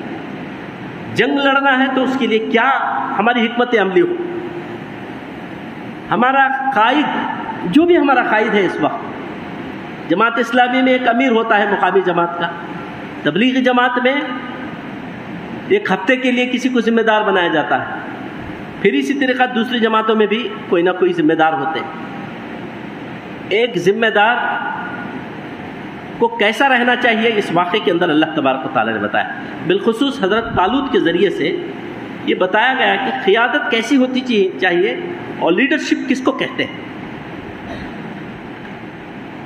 ایک انگریز کہتا ہے، remember the difference between a leader a boss, a leader and a boss. A boss says go while a leader says let's go. یہ ڈفرنس ہے قیادت کا، یاد رکھیے۔ وہ کہتا ہے کہ ایک باس اور لیڈر کے بیچ میں، قائد کے بیچ میں جو فرق ہوتا ہے اسے یاد رکھنا چاہیے۔ حاکم، حکمران کیا کہتا ہے کہ جاؤ، آرڈر دیتا ہے، جبکہ قائد کبھی آرڈر نہیں دیتا، وہ کہتا ہے کہ چلو ساتھ میں چلیں گے۔ قوم کا رہبر قوم کے سامنے رہنمائی کے ساتھ وہ سامنے رہنا چاہیے۔ تو اس کے اندر وہ نصیحت دی گئی، اور اس کے اندر یہ بھی بتایا گیا ہے کہ مسلمانوں کے اندر ڈسپلن کیسے ہونا چاہیے، اور ان کا نصب و ضبط کیا ہو، اور اللہ تبارک و تعالیٰ سے تعلق باللہ کیا ہو۔ اس میں، اس چھوٹے سے واقعے میں وہ ساری باتیں بتائی گئی۔ اللہ تبارک و تعالیٰ نے حضرت آدم علیہ السلام سے لے کر آج تک، بلکہ قیامت تک ایک سنت رکھی ہے، اسے سنن جاریہ کہتے ہیں۔ اس زمین کا انتظام اللہ تبارک و تعالیٰ ان لوگوں کے ہاتھ میں دیتا ہے جو اس کو چلانے کی اہلیت رکھتے ہیں۔ جو لوگ اس کو چلانے کی اہلیت نہیں رکھتے، وہ اپنی ذات میں کتنے ہی نیک کیوں نہ ہو، اللہ تبارک و تعالیٰ ان کے ہاتھ میں قیادت نہیں دیتا۔ یہ بات اچھی طرح آپ یاد رکھیے۔ اور دوسری بات یہ ہے کہ جو بھی قوم، جو بھی ملک، جو بھی پارٹی، جو بھی طاقت اس زمین پر حکومت کرتی ہے، جب وہ ظلم کی راہ اختیار کرتی ہے، اور جب ظلم بڑھ جاتا ہے، تو اللہ تبارک و تعالیٰ اس کو کیا کرتا ہے، ان کے ہاتھوں سے اقتدار کو لے لیتا ہے، اس قوم کو ہٹا کر کسی اور قوم کو لاتا ہے۔ ضروری نہیں ہے کہ وہ قوم مسلمان ہی ہو۔ اللہ تبارک و تعالیٰ نے قرآن مجید میں یہ قانون بے شک ظاہر کیا ہے کہ اللہ تبارک و تعالیٰ نے، کہ اگر تم نماز کو قائم کرو، اگر تم زکوٰۃ کو دو، اگر تم قرآن مجید کو مضبوطی کے ساتھ تھام لو اور اس کو زمین پر نافذ کرنے کی کوشش کرو، تو ہم تمہیں آسمان سے خزانے اتاریں گے، زمین سے خزانے اتاریں گے، اور زمین کا اقتدار تمہارے ہاتھ میں ہوگا۔ لیکن وہ ساری کوالٹیز کے ساتھ اگر امت مسلمہ کوشش کرتی ہے، تو اگر وہ کوشش نہیں کرتی، چیدہ پھیلے رہتی ہے، تو اس کے ہاتھوں میں اقتدار نہیں جاتا۔ ذرا سوچ کر دیکھیے، ایک چھوٹی سی بات میں بتا رہا ہوں۔ مان لیجئے آج یا کل ہمارے ہاتھ میں ہندوستان کی حکومت مسلمانوں کے ہاتھ میں دے دیجیے، چلیے صاحب آپ چلائیے۔ آپ اپنے دل پر ہاتھ رکھ کر خود سوچ کر بتائیے، کیا مسلمان اس وقت اس پوزیشن میں ہے کہ ایک دن مسلمان اس ہندوستان کی حکومت چلا سکے؟ ہے ہمارے پاس ایسی کیپیبلٹی؟ ہو سکتا ہے ہمارے پاس بڑے بڑے علماء کرام ہوں، بڑی بڑی مساجد ہوں، بہترین میناریں ہوں، خوبصورتی ہو، علم ہو، ہمارے پاس قرآن ہے، نبی اکرم صلی اللہ علیہ وسلم ہے، بلکہ اللہ تعالیٰ، اللہ مولا لہو۔ ہم کیا کہتے ہیں کہ ہمارا مددگار، ہمارا دوست، ہمارے آگے پیچھے کون ہے؟ اللہ ہے۔ لیکن کیا یہ کیپیبلٹی ہے اس وقت کہ ہم چلا سکیں؟ تو پھر یہ ہم کیسے تصور کر سکتے ہیں کہ دعا میں ہاتھ اٹھا کر ہم اللہ تبارک و تعالیٰ سے کہیں کہ اللہ اس زمین پر نام لینے والے تو ہم ہی ہیں تیرا، لیکن ہمارے ہاتھوں میں کچھ نہیں ہے، جو لوگ تیرے دشمن ہیں سب کچھ تو ان کو دیا۔ حضرت موسیٰ علیہ السلام فرعون کے سلسلے میں یہی کہتے ہیں، ربنا انک آتیت فرعون وملأہ زینۃ واموالا فی الحیاۃ الدنیا ربنا لیضلوا عن سبیلک۔ دیکھیے کیسا سوال ہے، کیا بات ہے، اے اللہ، اے میرے رب، تو نے فرعون اس کے ایان سلطنت کو سب کچھ دیا، مال دولت طاقت سب کچھ دیا، ہمارے پاس تو کچھ بھی نہیں ہے۔ اے اللہ، تو نے کیا یہ اس لیے دیا ہے کہ ہم سب لوگوں کو، بلکہ اسلام پر چلنے والوں کو اسلام سے روکے؟ تو یہ اللہ تبارک و تعالیٰ کی سنت ہے کہ وہ اللہ تبارک و تعالیٰ اس ملک میں بلکہ پوری روئے زمین پر نظام چلانے کی باغ ڈور ان لوگوں کے ہاتھ میں دیتا ہے جو اس کے اندر اپنی ایک قابلیت رکھتے ہیں۔ اور دوسری بات یہ ہے، اس واقعے میں جو دیکھنے کو ملتا ہے، اور وہ اس وقت ہو بھی رہا ہے ہندوستان میں، آپ شاید جانتے ہوں گے مختلف ملکوں شہروں میں ہندوستان کے ہر جگہ اس وقت محاذ انجمن قائم کرنے کی کوشش ہو رہی ہے۔ مسلم علماء کرام اب وہ اختلافات کی تقریریں کرنا بند کر چکے ہیں۔ میں آپ کو کفر کا فتویٰ نہیں دے رہا ہوں، آپ مجھے کفر کا فتویٰ نہیں دے رہے ہیں، بلکہ اب ایک پلیٹ فارم پر آنے کی کوشش ہو رہی ہے کہ چلو اب ہم مل کر ان کفر کا، فسطائیت کا، اسلام دشمنی کا مقابلہ کریں گے پورے ملک کی تناظر میں۔ اگر آپ کے انفارمیشن کے لیے بتاؤں تو ساکر کے اندر ہم نے ایک محاذ قائم بھی کر لیا، تمام جماعتوں کو، تمام مسلکوں کو اس میں ہمیں نے جماعت اسلامی سے پہل کی، اللہ کا احسان ہے، ہمارا کیا اس میں کوشش کی اور ایک فارمیشن ہو بھی گئی۔ اب بلکہ اس کی سلسلے میں چرچے دوسرے شہروں میں ہو رہے ہیں کہ اب ہر جگہ ہونا چاہیے۔ تو یہی بات اس میں اللہ تبارک و تعالیٰ بتاتا ہے، وہ یہ ہے کہ قوم کب جاگتی ہے؟ قوم کے حقوق جب سلب کر لے جاتے ہیں، ان پر حد سے زیادہ ظلم ہو جاتا ہے، ان کو پوچھنے والا جب کوئی نہیں ہوتا، تب قوم جاگتی ہے، ان کا احساس جاگ جاتا ہے۔ ایک فطری بات ہے جو میں آپ کے سامنے رکھ رہا ہوں، اس واقعے میں یہی بات ہے، جیسے کہ اللہ تبارک و تعالیٰ فرماتا ہے کہ قوم کے بڑے لوگ سب سے پہلے اٹھتے ہیں۔ ایک بات یہ بھی یاد رکھیے، قوم کے اندر جو بڑے لوگ سوچنے سمجھنے والے ہوتے ہیں، سب سے پہلے ان کے اندر یہ ہلچل مچتی ہے۔ نبی اکرم صلی اللہ علیہ وسلم کی مخالفت سب سے پہلے کس نے کی تھی؟ چھوٹے چھوٹے لوگوں نے نہیں کی تھی، بلکہ قریش کے بڑے بڑے لوگ، ابو لہب، ابو جہل، عتبہ بن ربیعہ، بڑے بڑے سردار، یہ بڑے بڑے لوگ تھے۔ اس سے پہلے نبیوں کی مخالفت کس نے کی تھی؟ نوح علیہ السلام، لقد ارسلنا نوحا الى قومه فقال یا قوم اعبدوا اللہ ما لکم من الہ غیرہ انی اخاف علیکم عذاب یوم عظیم۔ اللہ تعالیٰ فرماتا ہے کہ ہم نے نوح کو ان کی قوم کی طرف بھیجا، انہوں نے کہا کہ اے میری قوم کے لوگوں، اللہ تبارک تعالیٰ کی بندگی اختیار کرو، بتوں کی بندگی چھوڑ دو، مجھے ڈر ہے کہ کہیں تم اللہ کے عذاب میں آ جاؤ گے۔ اس کے جواب میں لوگوں نے کیا کہا تھا؟ قرآن اس کو ریکارڈ کرتا ہے، قال الملأ من قومه، یاد رکھیے قرآن میں کہا قال الملأ من قومه، قوم کے بڑے لوگوں نے کہا۔ پھر ہود علیہ السلام کا ذکر آتا ہے، انہوں نے کہا افلا تتقون، یہی بات کہہ کر تو اس وقت قال الملأ الذين كفروا من قومه کا لفظ، ایک کفر کا لفظ استعمال ہوا۔ قوم میں جو کفر پر آمادہ ہو چکے تھے، ان میں سے جو بڑے بڑے لیڈر تھے، انہوں نے سب سے پہلے اس کی اطلاع شروع کیا۔ ہر زمانے میں شعیب علیہ السلام کا ذکر ہے، آپ دیکھتے جائیے قرآن مجید میں۔ تو اس وقت بھی یہ اس قصے میں بھی یہی بات ہے کہ قوم پر جب دست درازی ہوتی ہے تو سب سے پہلے اٹھنے والے لوگ کون ہیں؟ بڑے لوگ ہوتے ہیں۔ وہ بڑے لوگوں کی جو حرکت شروع ہوتی ہے تو نیچرلی پورے ملک کے اندر، پورے شہر کے اندر، پورے لوگوں کے اندر پھیل جاتی ہے، اس قوم سے تعلق رکھنے والے لوگوں کے اندر۔ ہاں اب وہ اٹھ چکے ہیں، نہیں بھئی اب ہمیں کرنا ہے کچھ، اب نہیں ہو سکتا ہمارے، تو یہ ایک بیداری ہے۔ لیکن ایک بات یہ بھی اس میں بتائی گئی ہے، وہ یہ ہے کہ جاگتے سب کے سب ہیں، ہم پورے مسلمان اٹھتے ہیں کہ نہیں، لیکن سب کا یہ جذبہ ہے نا، یہ فکری جذبہ تھوڑی دیر کے لیے ہوتا ہے، یہ ٹیمپرمنٹ کی بات ہے۔ جوش میں آتے ہیں تب ہم اس طرح کی باتیں، جیسے ہی جوش ٹھنڈا ہو جاتا ہے ہم سب کے سب پیچھے ہٹ جاتے ہیں، چند لوگ میدان میں باقی رہ جاتے ہیں۔ ہر جگہ، ہر زمانے میں وہاں بھی ایسا ہی ہوا تھا۔ اور تیسری بات یہ ہے کہ لیڈر جو بھی ہے اس پر اختلاف کرتے ہیں، ماننے کے لیے تیار نہیں ہوتے کہ ہم اس کو کیسے لیڈر مانیں گے۔ اور چوتھی بات، جیسے کہ اس میں یہاں بتایا گیا، طالوت، حضرت طالوت کو جب اللہ تبارک و تعالیٰ نے وحی کے ذریعے سے تقرر فرمایا کہ یہ تمہارا لیڈر ہے، تو سب سے زیادہ مخالفت بڑے لوگوں نے ہی کی تھی کہ اس کو کیوں لیڈر بناتے ہو، اس کے پاس کیا ہے۔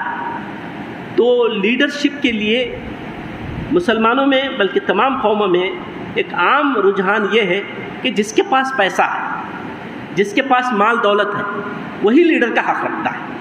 جس کے پاس یہ سب چیزیں نہیں ہیں وہ لیڈر کا حقدار نہیں ہے.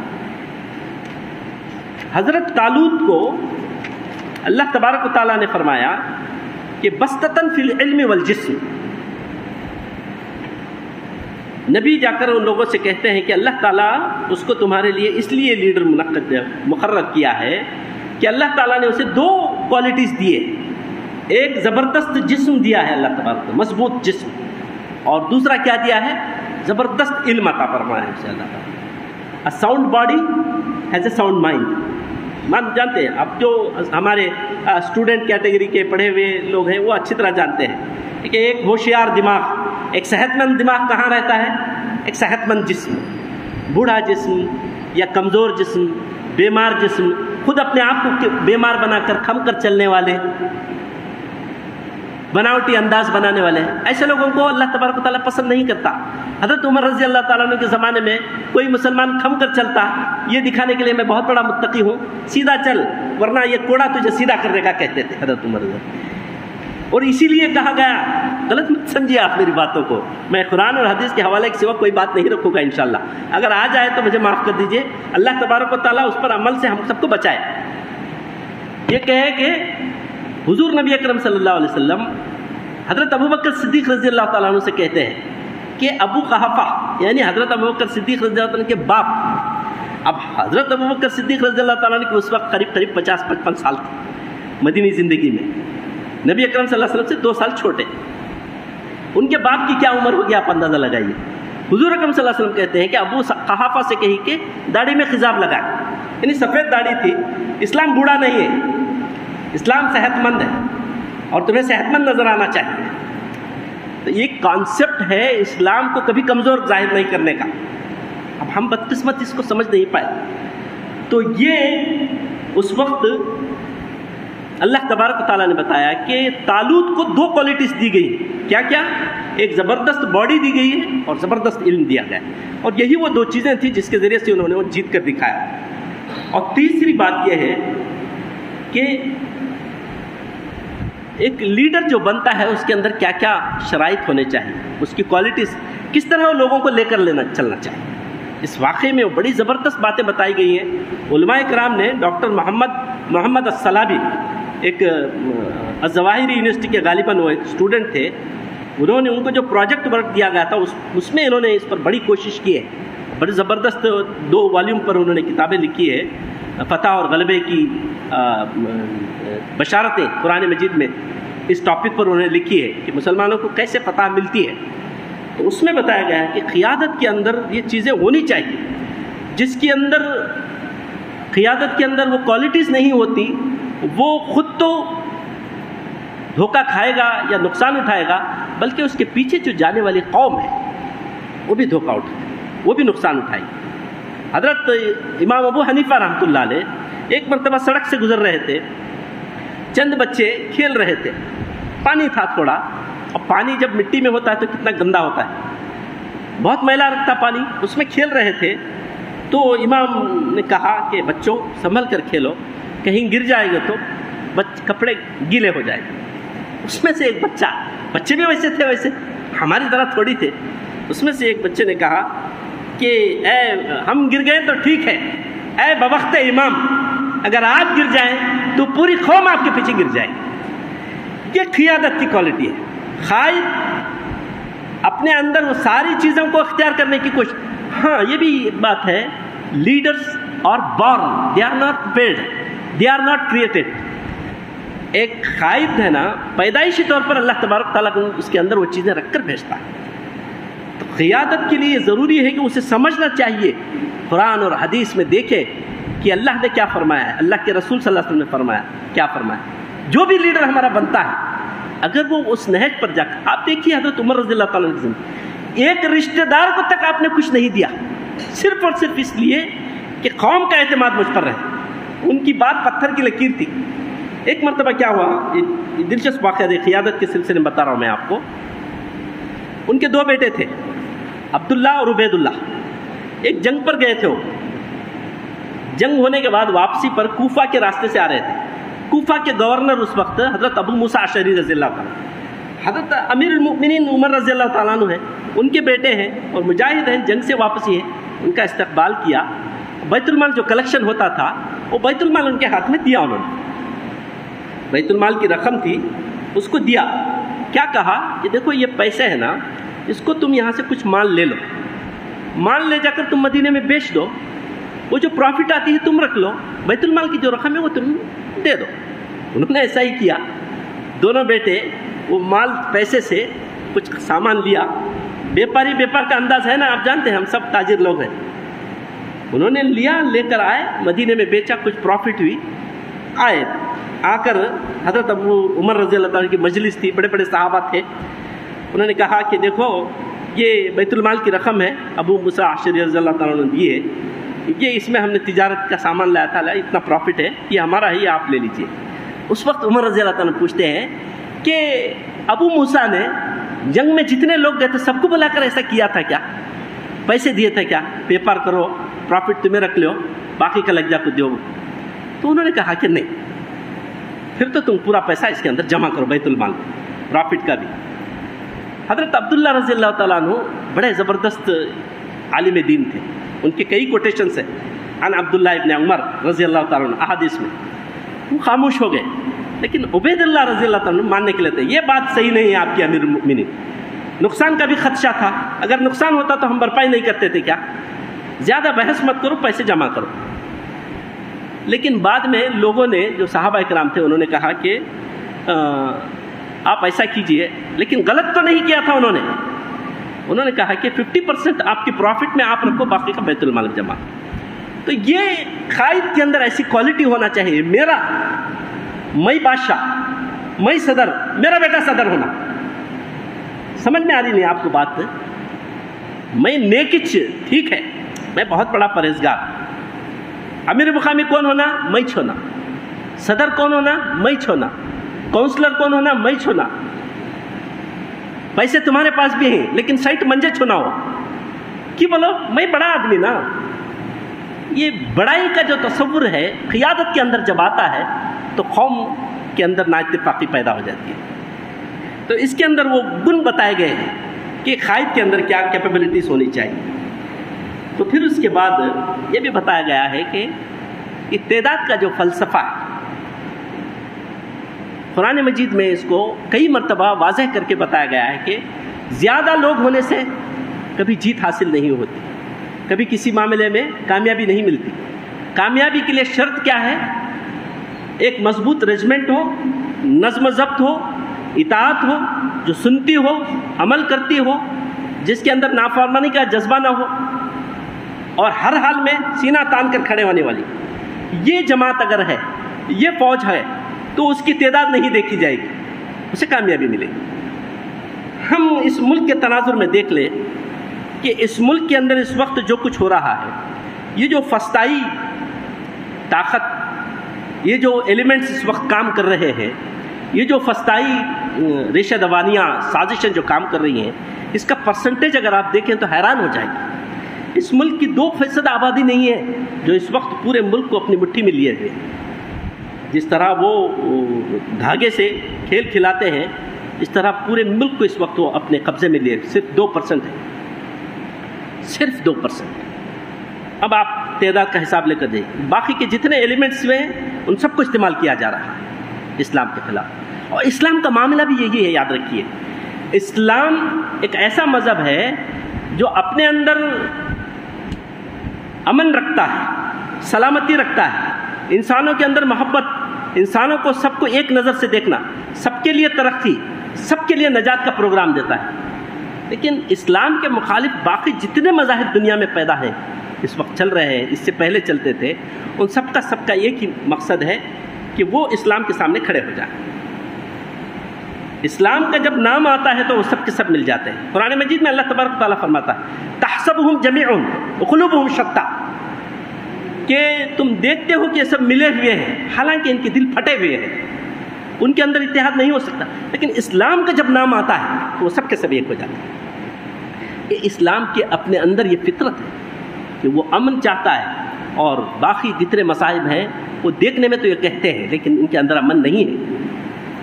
تو تعداد کا جو فلسفہ اس میں بتایا گیا اور نبی اکرم صلی اللہ علیہ وسلم کے زمانے میں بھی جو دیکھنے میں آیا وہ یہی ہے کہ اسلام کبھی تعداد کے پیچھے نہیں جاتا۔ اگر آپ اس طرح سے دیکھیں تو پورے دنیا کے اندر مسلمانوں کی آبادی کا ریشیو آپ نکال کر دیکھیں، خود ہندوستان کے تناظر میں دیکھ لیجئے 25 سے 30 کروڑ کی آبادی مسلمانوں کی بنتی ہے، لیکن خس و خاشاک کی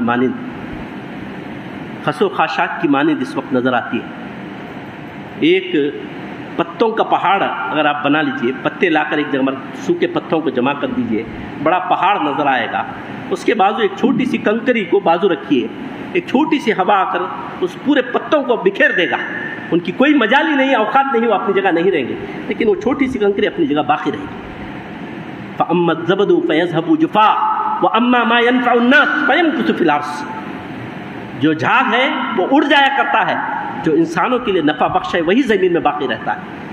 تو تعداد کو اسلام نے کبھی ترجیح نہیں دی ہے، بلکہ ایک مضبوط رجمنٹ۔ اس وقت مسلمانوں کی جو کیفیت ہندوستان میں ہے ہم سب دیکھتے ہیں، علمی طور پر کمزور ہو چکے ہیں، ہم علم کی کمی ہونے کی وجہ سے اخلاقی طور پر کمزور ہو گئے اور ہماری عبادات پوری طرح چلے گئی۔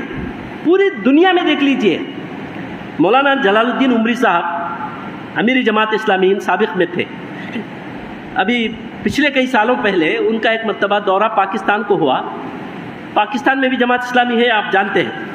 وہاں کسی رپورٹر نے ان سے پوچھا کہ مولانا آپ ہندوستان اور پاکستان کے مسلمانوں میں کیا فرق محسوس کرتے ہیں؟ ایک سوال ہے، چونکہ وہاں بھی مسلمان ہیں یہاں بھی مسلمان ہیں۔ تو مولانا نے جو مختصر سا جواب دیا وہ یہی ہے کہ میں کوئی زیادہ فرق نہیں دیکھتا، اس لیے کہ ہندوستان میں بھی مسجد میں 2 ہی صفیں ہوتی ہے اور پاکستان میں بھی مسجد میں 2 ہی صفیں ہوتی ہیں۔ تو یہ ہے ایکسس، اسے کہتے ہیں تجزیہ۔ This is what we call analysis. مسلمانوں کی یہ کمزوری اس وقت پوری دنیا میں ہے، ہندوستان میں بھی۔ قرآن مجید میں اللہ تعالیٰ فرماتا ہے فَخَلَفَ مِن بَعْدِهِمْ خَلْفٌ أَضَاعُوا الصَّلَاةَ وَاتَّبَعُوا الشَّهَوَاتِ فَسَوْفَ يَلْقَوْنَ غَيًّا۔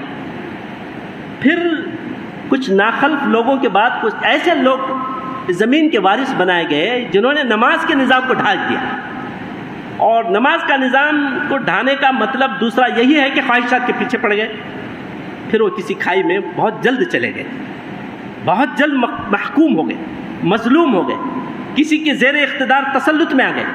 اس وقت ملک کا بھی یہی حال، ہندوستان کے تناظر میں اتنی بڑی پاپولیشن ہونے کے باوجود یہ کمزوری دیکھنے میں جو آتی ہے، اس کی ایکسس الگ الگ انداز سے کرتے ہیں، لیکن قرآن جو ایکسس کرتا ہے وہ یہ ہے کہ مسلمان جب نماز کو چھوڑ دیتے ہیں تو ان کے اندر خواہشات پرستی آ جاتی ہے، اور خواہشات پرستی ایک ایسی چیز ہے جو انسان کو کمینہ بنا کر چھوڑ دیتی ہے۔ شیطان چاہتا یہی ہے لَأُزَيِّنَنَّ لَهُمْ فِي الْأَرْضِ وَلَأُغْوِيَنَّهُمْ أَجْمَعِينَ، کہ میں دنیا ان کے سامنے بہت ہی رنگین بنا کر پیش کروں گا اور سارے کے ساروں کو میں گمراہ کر کے ہی چھوڑوں گا۔ اللہ، حالانکہ وہ کہتا ہے اللہ عبادک منہم المخلصین، ہاں مگر تیرے چند مخلص بندے ہوں گے جو بچ سکتے ہیں، کہ سارے لوگوں کے ساتھ ہی۔ تو یہ نماز کا نظام اس وقت امت مسلمہ کے اندر پوری طرح کم ہو چکا ہے، بہت کم لوگ آتے ہیں۔ رمضان المبارک کا ایک مہینہ ہے، برکتوں کا مہینہ، آ جاتے ہیں، لیکن باقی دنوں میں ہم خود دیکھ لیں، اس کی الگ تفصیلات ہیں، لیکن یہ فلسفہ تعداد کی بات ہے۔ تو اس میں دوسری بات یہ ہے، جیسے کہ واقعے میں آپ کے سامنے سنایا تھا، حضرت طالوت جب لے کر نکلتے ہیں قوم کو جنگ لڑنے کے لیے، جیسے ہی نکلتے ہیں قوم کی ایک بڑی تعداد کہتی ہے کہ ہم نہیں آئیں گے، ہم جنگ لڑنے کے لیے نہیں آئیں گے، ہمارے پاس یہ ہونے والا نہیں ہے، ہم نہیں آئیں گے۔ پہلے ہی مرحلے میں ایک بڑی تعداد دھوکہ دے دیتی ہے مسلمانوں۔ اب جو کچھ تعداد تھی اس کو لے کر حضرت طالوت نکلتے ہیں۔ نکلنے کے بعد کیا ہوتا ہے، انہوں نے ایک نہر ہوتی ہے وہاں، کہتے ہیں کہ اس میں سے جو شخص پانی پیے گا وہ میرے ساتھ آگے جنگ کو نہیں آئے گا، جو نہیں پیے گا وہی میرے ساتھ آ سکتا۔ ہاں مگر کسی نے تھوڑا سا پانی پی لیا تو کوئی بات نہیں۔ تو ہوتا یہ ہے کہ ایک بڑی تعداد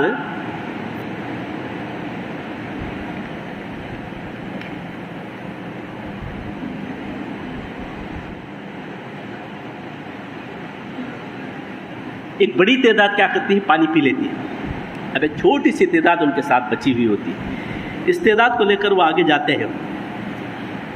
جیسے ہی جالوت اور اس کی فوج کو دیکھتے ہیں تو ایک بڑی تعداد کیا کہتی ہے کہ پھر جب طالوت لشکر لے کر چلا تو اس نے کہا ایک دریا پر اس کی طرف سے تمہاری آزمائش ہونے والی ہے، جو اس کا پانی پیے گا وہ میرا ساتھی نہیں، میرا ساتھی صرف وہ ہے جو اس سے پانی پیاس نہ بجھائے، ہاں ایک آدھ چلو کوئی پی لے تو پی لے، مگر ایک خلیل گروہ ہے، چھوٹے گروہ کے سوا سب کے سب نے اس دریا سے پانی پیا خوب۔ پھر جب طالوت اور اس کے ساتھی مسلمان دریا پار کر کے آگے بڑھے تو انہوں نے طالوت سے کہہ دیا کہ آج ہم میں جالوت اور اس کے لشکروں کا مقابلہ کرنے کی طاقت نہیں ہے۔ چھوٹی سی فوج بچی تھی حضرت طالوت کے ساتھ، ان میں سے بھی آدھی فوج کیا کر دیا، جالوت سے مقابلہ کرنا، اس کی فوج سے مقابلہ کرنے کی ہماری حالت نہیں ہے، پھر وہ بھی بھاگے۔ اب بالکل کم تعداد بچی تھی۔ قرآن کیسا نقشہ کھینچتا ہے دیکھیے، بالکل کم تعداد بچی تھی۔ یہ لوگ پیٹ پھیر کر بھاگ گئے تو وہ جو باقی لوگ تھے انہوں نے اس لشکر کو دیکھا تو انہوں نے کہا کم من فئۃ قلیلۃ غلبت فئۃ کثیرۃ۔ بارہا ایسا ہوا ہے کہ ایک خلیل تعداد، ایک چھوٹی تعداد ایک بڑی تعداد پر غالب آ جاتی ہے، فتح حاصل کر لیتی ہے اللہ تبارک و تعالیٰ کی اجازت سے۔ تو اس کے اندر جو کانسیپٹ بتایا گیا وہ یہ ہے کہ مسلمانوں ہی کے اندر کچھ لوگ ایسے ہوتے ہیں جن کے اندر ثابت قدمی ہوتی ہے، جو ہر حال میں اللہ تبارک و تعالیٰ کی جینے کے لیے عزم کیے ہوئے ہوتے ہیں، اور کچھ لوگ ایسے ہوتے ہیں جو ہوتے مسلمان ہیں، نماز بھی پڑھتے ہیں لیکن غلط امیدیں اللہ تبارک و تعالیٰ سے باندھتے ہیں۔ قرآن میں اللہ کے نبی صلی اللہ علیہ وسلم کی متعدد احادیث ہمارے سامنے آتی ہے، من قال لا الہ الا اللہ دخل الجنہ، سنا ہے نا آپ نے، جس نے لا الہ الا اللہ کہا وہ جنت میں داخل ہو گئے۔ اب کتنے سب کے سب مسلمان ہیں، کیا ایسا واقعتاً ہے کہ لا الہ الا اللہ کہہ لیا تو جنت میں چلے جائیں گے؟ اتنا قرآن مجید میں اللہ تبارک و تعالیٰ نے جو جوخم بھری زندگی بتائی مسلمانوں کو کہ اپنا خون بہاؤ، یہ کرو وہ کرو، فاقہ کرو، سود کا پیسہ آتا ہے تو ہرگز مت لو، سودی کاروبار سے دور رہو، حرام کے پیسے پر نظر تک نہ لگاؤ، کیا کیا نصیحتیں اللہ تبارک و تعالیٰ نے۔ لیکن اس میں چند نسخے ہیں، باریک باتیں، اس کو چھوڑ دیتے ہیں۔ نبی اکرم صلی اللہ علیہ وسلم نے کیا فرمایا تھا، من قال لا الہ الا اللہ مخلصا دخل الجنہ۔ یہ جو مخلص کا لفظ ہے اس کو نکال دیا جاتا ہے، جس نے پورے اخلاص کے ساتھ کہا لا الہ الا اللہ وہ جنت میں جائے گا۔ قیل یا رسول اللہ، اے اللہ کے رسول صلی اللہ علیہ وسلم، صحابہ پوچھتے ہیں وما اخلاصها، یہ اخلاص بیچ میں کہاں سے آ گیا؟ تب نبی اکرم صلی اللہ علیہ وسلم فرماتے ہیں ان تحجرہ عن محارم اللہ۔ اخلاص کے معنی یہ ہے کہ تم ان ساری چیزوں سے پرہیز کر، ان سارے حرام کاموں سے بچ جس کو اللہ تبارک تعالیٰ نے حرام قرار دیا ہے۔ یہ ہے وہ پوری حدیث۔ پھر ایک جگہ نبی اکرم صلی اللہ علیہ وسلم فرماتے ہیں اعلموا ان الجنۃ تحت ظلال السیوف، کہ مسلمانوں اچھی طرح یاد رکھو جنت تلواروں کے سائے میں ہے۔ اب اس حدیث کو آپ ہمارے جمعیت کے اندر کہاں رکھتے ہیں بتائیے؟ ہمیں تو صرف ایک آسان مذہب چاہیے، جمعہ کی نماز پڑھ لیں گے، عید کی نماز پڑھیں گے، فلاں صاحب کے پیچھے جائیں گے وہ ہمیں بخشوا دیں گے، جیسے مرضی آئے ہم زندگی گزاریں گے۔ یہ جوخم بھری زندگی ہمارے لیے کہاں ضروری ہے؟ اور ہمارے لیے حدیثیں بھی ہیں، قرآن میں بھی آیات کئی ہیں کہ اللہ تبارک تعالیٰ فرماتا ہے یغفر الذنوب جميعا، ہم تو تمام گناہوں کو معاف کرنے والے ہیں، آپ دعا کیجئے، مغفرت مانگیے۔ اگر اس طرح کر کے ہم زندگی گزاریں گے تو پھر سارے کے سارے مسلمان جنت میں جائیں گے۔ لیکن قرآن میں اس کا کہیں ہمیں ثبوت نہیں ملتا کہ صرف مسلمان ہونے کی وجہ سے کوئی جنت میں نہیں جائے گا، جنت میں جانے کے لیے وہ سارے کام کرنا پڑے گا۔ تو بتانے کا مقصد یہ ہے کہ مسلمانوں کے اندر ایسے لوگ ہوتے ہیں تو گنتی کے طور پر مسلمان ہیں۔ اس وقت جو ملک کے حالات بنے ہوئے ہیں یہاں بھی یہی تھیوری اپلائی ہو رہی ہے کہ سارے کے سارے لوگ اس میں اپنے جان کو مال کو لگا کر سب کچھ ختم کرنے کے لیے تیار نہیں ہیں۔ آپ جائیے صاحب، ہم آپ کے ساتھ رہیں گے، آپ جائیے ہم آپ کے ساتھ رہیں گے، جب وقت آتا ہے ہم جاتے ہی رہیں گے، وہ پیچھے سے بھاگ چلیں گے۔ تو یہ قیادت کے اور یہ جنگ کے جو اصول اللہ تبارک و تعالیٰ نے بتایا، اور دوسری بات یہ ہے اس میں اللہ تبارک و تعالیٰ نے بتائی کہ اللہ تبارک و تعالیٰ اپنے قدرت خارقہ سے ایسا کچھ نہیں کرتا جس کی ہم تمنا کرتے ہیں۔ مان لیجئے کہ اس وقت ہم پر جو ظلم ہو رہا ہے، ہماری کیا کیا بد دعائیں دعا میں ہوتی ہے، ہم نے دیکھا ہے۔ شاید میں یہاں نہیں سنا تو میں ساگر میں دوسرے مقامات پر سنا ہوں، اے اللہ ان دشمنوں کو ہدایت دے، ہدایت نہیں تو ان کو کیا کر دے، غارت کر دے، نیست و نابود کر دے۔ نبی اکرم صلی اللہ علیہ وسلم نے اپنی پوری زندگی میں کہاں ایسی دعا کی ہے، آپ بتا دیجیے مجھے۔ کیا کوئی یہ کہہ سکتا ہے کہ اس وقت کے مسلمانوں کو جتنا ستایا گیا ہے اتنا نبی اکرم صلی اللہ علیہ وسلم کو نہیں ستایا گیا؟ کیا کوئی یہ کہہ سکتا ہے؟ حضرت زکریا علیہ السلام کو آرے سے چیرا گیا تھا، کتنے انبیاء کو سولی پر لٹکایا گیا، کتنے انبیاء کو قتل کر دیا گیا۔ نبی اکرم صلی اللہ علیہ وسلم فرماتے ہیں کہ راہ حق میں جتنا مجھے ستایا گیا ہے کسی اور کو ستایا ہی نہیں گیا۔ تو آپ اندازہ لگائیے نبی اکرم صلی اللہ علیہ وسلم کو کتنا ستایا گیا ہوگا۔ کبھی آپ صلی اللہ علیہ وسلم نے بد دعا دی؟ جنگ فتح مکہ فتح ہوا، نبی اکرم صلی اللہ علیہ وسلم نے سارے لوگ جب کھڑے تھے سب کے سب ڈر رہے تھے کہ آج ہمارا کیا ہوگا، آج ہمارا کیا ہوگا۔ تو انہوں نے نبی اکرم صلی اللہ علیہ وسلم پوچھا کہ جانتے ہو آج تمہارے ساتھ کیا معاملہ ہونے والا ہے؟ تو سارے کے سارے لوگوں نے، دیکھیے آپ کے اخلاق جیسے ہیں لوگ اسی طرح آپ کے سلسلے میں بات کریں گے۔ ہو سکتا ہے میں یہاں تقریر کرنے کھڑا ہوں، بہت اچھا سمجھتے ہیں، لیکن جو لوگ مجھے جانتے ہیں اس کی قابلیت کیا ہے، انہیں کتنا گنہگار ہے، وہ لوگ اسی طریقے سے اس سے بات کرتے ہیں۔ نبی اکرم صلی اللہ علیہ وسلم جب نے پوچھا تو سارے لوگوں نے کیا کہا تھا؟ اخن کریم، وہ ابن اخن کریم، تو ایک نرم دل بھائی ہے، معاف کرنے والا، اور نرم دل معاف کرنے والے کا بیٹا ہے۔ معاف کرنے کی بعد میں تھی بات، پہلے ان لوگوں کا جو سٹیٹمنٹ ہے نبی اکرم صلی اللہ علیہ وسلم کے لیے وہ ہمارے سامنے پیش نظر ہونا چاہیے۔ اس کے بعد نبی اکرم صلی اللہ علیہ وسلم فرماتے ہیں لا تثریب علیکم، لا تثریب علیکم اليوم اذهبوا انتم الطلقاء، جاؤ تم سب آزاد ہو، آج تم سے کوئی پکڑ نہیں ہوگی۔ تو اللہ تبارک و تعالیٰ کسی کو زبردستی اپنے مذہب پر نہیں چلاتا۔ کائنات کی ہر چیز اللہ تبارک و تعالیٰ کے بتائے ہوئے ایک سسٹم پر چل رہی ہے، سب کے سب، پرندے چرندے سب کے سب، لیکن انسان کو اللہ تبارک و تعالیٰ نے قوت ارادہ دیا ہے اور خود مختاری دی ہے۔ کسی کو بھی کسی کام کو، کسی مذہب کو، کسی راستے کو اختیار کرنے کی اللہ تبارک و تعالیٰ نے آزادی دی، اور اسی آزادی کی بنیاد پر انسان جیسا کچھ عمل کرتا ہے اس کی بنیاد پر اس کے آخرت میں اس کا حساب کتاب ہوگا۔ ظالم ہے یہ کہہ کر اللہ تبارک و تعالیٰ کسی کو فوراً نہیں پکڑتا۔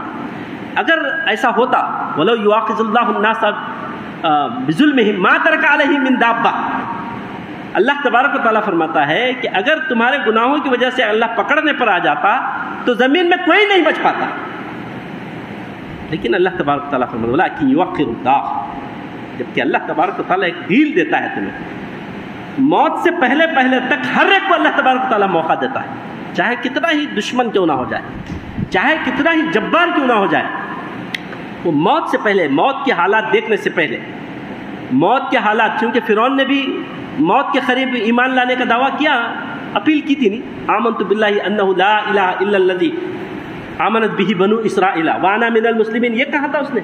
جیسے ہی موت کے فرشتے سمندر کے اندر اس کی روح قبض کرنے کے لیے آئے، اس وقت کہا کہ میں ایمان لاتا ہوں اللہ تبارک تعالیٰ پر، بالکل اسی طرح جس طرح بنی اسرائیل نے ایمان لایا، اور میں مسلمانوں میں۔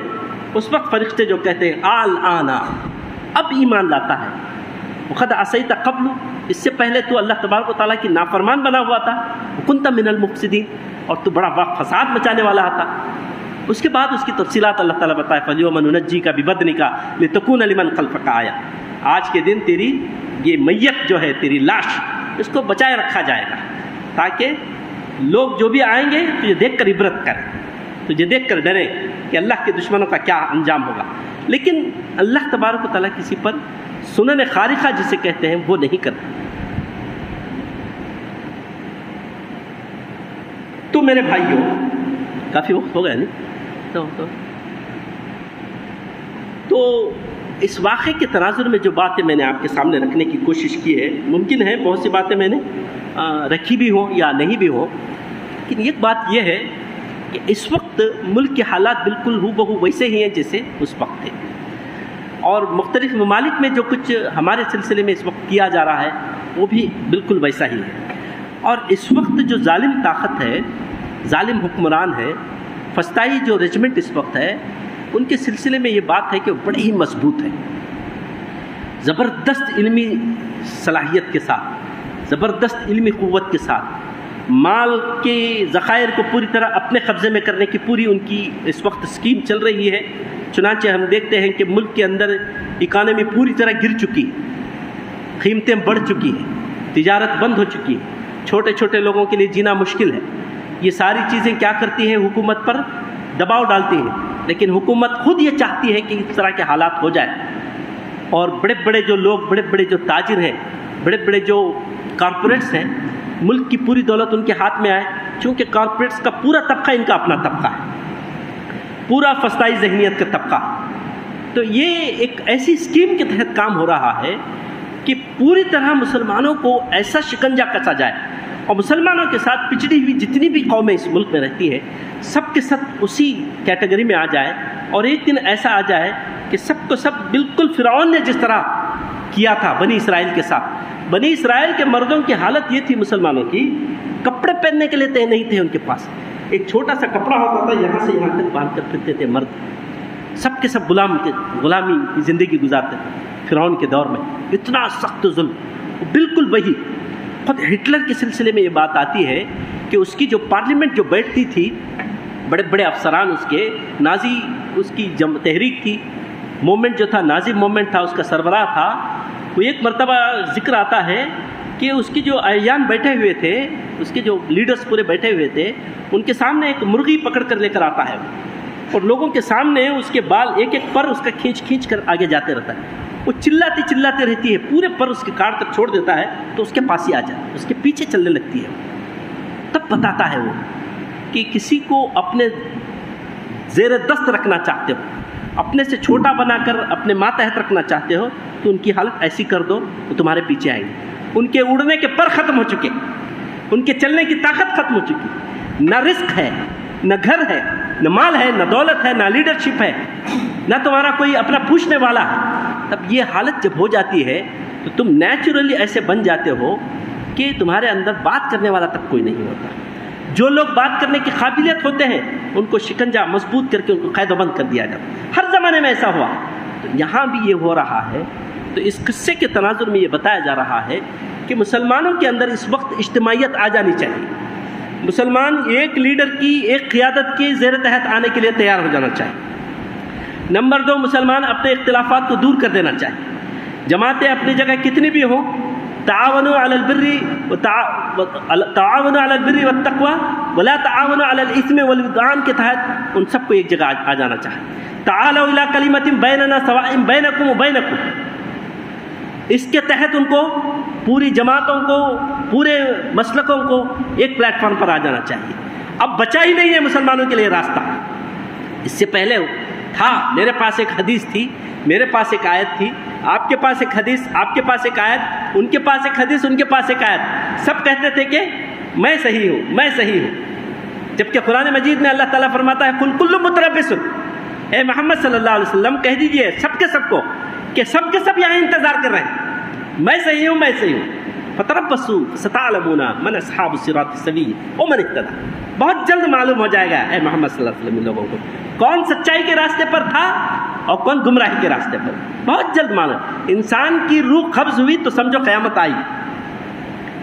تو یہ وقت اس وقت اپیل کر رہا ہے پورے مسلمانوں کو، اور آپ کے سامنے اتنے وقت سے مجھے کہنے کا جو مقصد یہی ہے کہ آپ کے اندر سب سے پہلے یہ بیداری آنی چاہیے کہ اس وقت امت کو جوڑنے کا کام ہمیں کرنا ہی کرنا ہے۔ اس وقت جماعت اسلامی کو بالخصوص پورے ہندوستان کے تناظر میں یہ رول پلے کرنا ہے اور کر رہی ہے کہ ساری مسلکوں کو، سارے جماعتوں کو، سارے لیڈروں کو ایک پلاٹ پر لانے کی کوشش ہو رہی ہے تاکہ امت کا سواد اعظم ایک قیادت کے نیچے آ جائے، ایک قیادت ایک امام کے پیچھے آ جائے، اور اس امام کو ساتھ لے کر ہم اپنے حقوق کو، اپنے رائٹس کو، اپنی عزت اور شان و شوکت کو جس وقت دبانے کی کوشش ہو رہی ہے اس کو حاصل کرنے کی کوشش کی جائے۔ ورنہ وہ دن دور نہیں ہوگا دوستوں کہ مسلمان اس وقت جو سہمی ہوئی حالت میں ہے وہ اور سہم جائے گی، اور باطل کبھی حق کے سامنے سرنگو نہیں ہوگا۔ باطل کی ایک کوالٹی ہے، باطل کی ایک خصوصیت ہے کہ وہ ہمیشہ حق کے خلاف ببانگ دہل لڑنے کی کوشش کرتا ہے۔ شر اور خیر کی جو کانفلکٹ ہے زمانے دراز سے، حضرت آدم علیہ السلام سے لے کر آج تک دیکھیے اور قیامت تک دیکھیے انشاءاللہ، خیر کے سامنے شر کبھی بھی اپنے آپ کو سرنڈر نہیں کرتا، وہ اپنی آخری سانس تک کوشش کرتا ہے کہ خیر سرنڈر ہو جائے اور میرا غلبہ ہو جائے۔ باطل ہمیشہ یہ کوشش کرتا ہے۔ اسی لیے نبی اکرم صلی اللہ علیہ وسلم نے کعبۃ اللہ کے اندر بتوں کو جب ڈھا ڈھا کر نکال رہے تھے، آپ کی زبان پر جوش سے وہ کلمات جاری تھے، جاء الحق وزهق الباطل، جاء الحق وزهق الباطل، بلکہ مخرن کہتے ہوئے رو دیتے ہیں کہ نبی اکرم صلی اللہ علیہ وسلم کو اتنا جوش کیوں آ گیا؟ وہ یہ بات تھی کہ باطل کبھی سرنگو ہونے کے لیے تیار نہیں ہوتا۔ اس وقت باطل پوری طاقت کے ساتھ حق کے اوپر حملہ آور ہے، ہلا بولا ہوا ہے، اور حق کی حالت یہ ہے کہ پوری طرح کمزور ہے۔ یہ مطالبہ ہے قرآن مجید کا کہ حق کے طرفداروں کو، حق کے لالوں کو اٹھ کر کھڑا ہونا پڑے گا، ورنہ دوسری کوئی تمہارے پاس راستہ نہیں ہے۔ اگر حق کے لیے اٹھو گے تو جیسا یہاں اللہ تبارک و تعالیٰ نے فرمایا، کم من فئۃ قلیلۃ غلبت فئۃ کثیرۃ باذن اللہ، وہ ہو کر رہے گا۔ ایک جنگ، ایک طاقت، ایک قوت کا کانسیپٹ میرا الگ ہوتا ہے، لیکن ایک مومن کا الگ ہوتا ہے۔ مومن باطل طاقت کو دنیا کے نقطہ نظر سے نہیں دیکھتا، بلکہ وہ غیب کے نقطہ نظر سے دیکھتا ہے کہ اس راستے میں جب میں اللہ کے لیے جد و جہد کر رہا ہوں، میں حق کے لیے لڑ رہا ہوں، تو اللہ تعالیٰ کی مدد کیا ہوگی۔ اس واقعے کو دیکھیے اور جنگ بدر کے واقعے کو دیکھیے۔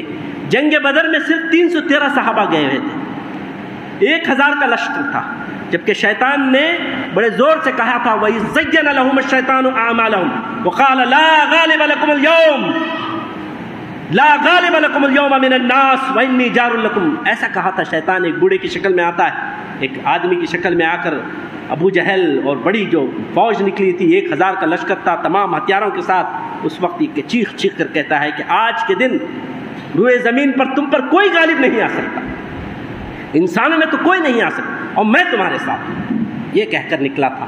اور جب جنگ ہوئی، جنگ ہونے کے بعد اسلام کو جو فتح ہوئی، اس فتح کو اور اس فتح کو دیکھیے، یہاں بھی وہی حال تھا، بہت چھوٹے کم تعداد تھی، نکلے تو بہت تھے، سب کے سب چلے گئے۔ جنگ بدر میں بھی یہی تھا، منافقین میں سے بہت سے لوگ پیچھے ہٹ گئے، صرف 313 لوگ۔ تو یہ مطالبہ، یہ اس وقت کا اپیل ہے، اس وقت کے سب سے بڑا فرض یہی ہے کہ مسلمانوں کو اس وقت اپنے صفوں میں اتحاد پیدا کرنا ہوگا، اور اپنے کھوئے ہوئے وقار کو حاصل کرنے کے لیے بڑی سوچی سمجھی اسکیم کے تحت کام کرنا ہوگا۔ ایک چھوٹا سا میسج، ایک چھوٹا سا واٹس ایپ میسج پھیلایا گیا اور خود ہم کو ہمارے گڑھے میں بھر دیا گیا۔ چھوٹا سا میسج تھا جس کو پھیلایا گیا واٹس ایپ انڈسٹریز کے ذریعے سے، سب کے سب ہم نے جوش میں آئے، خود اپنی خبر ہم نے کھو دی، کچھ ہوا نہیں تھا، کچھ ہوا نہیں تھا۔ ایک واٹس ایپ کا میسج ہونا تو یہ چاہیے تھا کہ ہم بڑے صبر کے ساتھ دیکھیے۔ لاسٹ میں اس کے اندر لاسٹ میں جو بات ہے، انہوں نے جو کہتے ہیں کہ وہ نیک لوگ جو حضرت طالوت کے ساتھ گئے تھے، کہتے ہیں کہ ربنا افرغ علینا صبرا وثبت اقدامنا وانصرنا علی القوم الکافرین۔ ان کی جو دعا تھی، دیکھیے جنگ میں جب گئے لاسٹ میں، اب جنگ شروع ہونے والی ہے، اس وقت وہ دعا کرتے ہیں کہ اے ہمارے رب، ہم پر صبر کا سایہ کر دے، یعنی ہمیں صابر بنا دے، حالات سے لڑنے کی ہمارے اندر طاقت پیدا کر دے، عزم، حوصلہ، ہمت، جواں مردی، یہ سب ہمیں اب اس وقت چاہیے، وہ ہم کو دے دے۔ اور دوسری دعا انہوں نے کی، دعا کا پیرامیٹر بھی دیکھیے کیسے ہے۔ دوسری بات وہ کہتے ہیں وثبت اقدامنا، ہمیں استقامت نصیب فرما، ہمارے پیروں کو جما دے، کسی حالت میں ہم پیچھے نہیں جائیں گے۔ ہم نے واپسی کے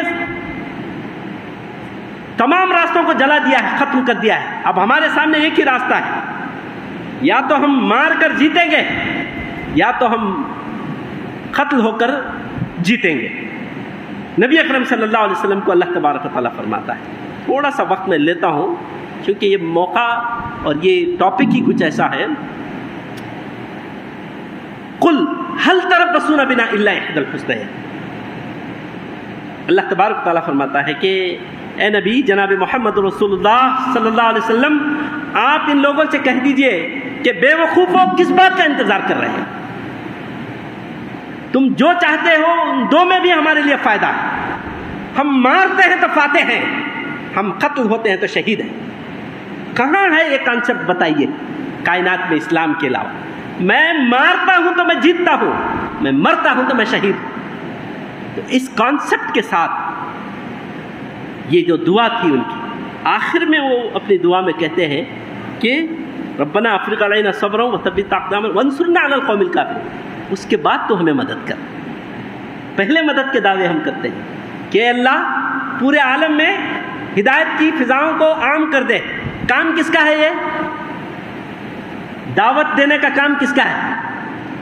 میرا اور آپ کا ہے. لوگوں کو ہم دعوت دیں گے، سچائی کا پیغام دیں گے، اپنے زبان سے، اپنے ہاتھوں سے، اپنے کردار سے، اپنے اخلاق سے.